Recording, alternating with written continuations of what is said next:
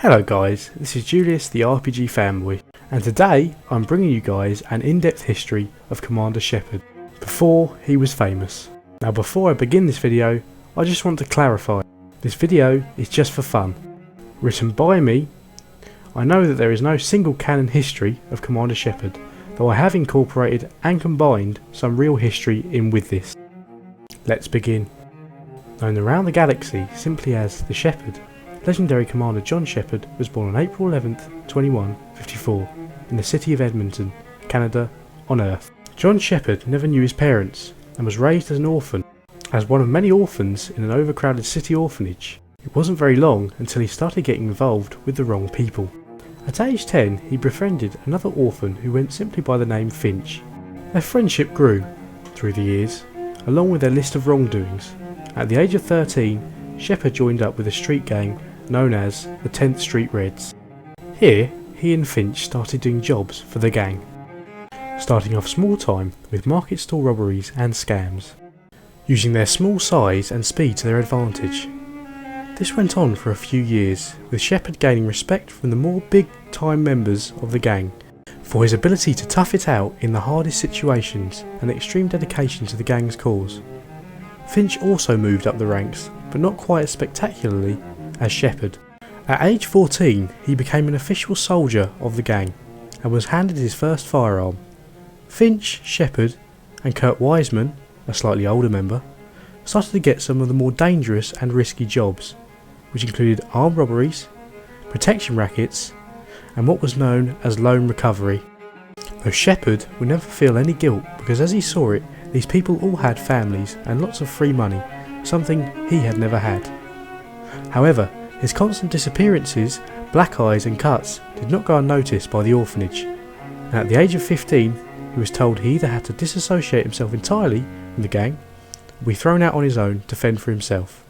Shepard never felt much affection for the people at the orphanage, and there he was just one of many faces, but in the 10th Street Reds he had a family, people he could trust and people who would in turn trust him. So at the age of 15 he decided to make the not so difficult decision of leaving the orphanage and went to live in the gang's warehouse, who were more than happy to take him in. Things continued as they had for the next few years, and Shepard kept impressing and shining through with his iron will and level-headedness. And 2 years later, at the age of 17, he was promoted to street captain, gaining full control of the gang's soldiers and many underground resources. Little did he know that just a few months into his newfound responsibilities, that his world would come crashing down around him. It was a fairly average day at the urban slum when a man by the name of Vito Santiago walked into the Reds' warehouse and demanded protection money and a cut of all the Reds' profits, declaring that they were operating in the Blue Suns' territory. Shepard, as the most senior gang member present, had to negotiate with him, but it very quickly became clear Santiago had no intention of being fair about the whole deal, and Shepard began to lose his patience with this man. Repeated efforts to offer this man anything below 80% of the profits were scoffed at and laughed at.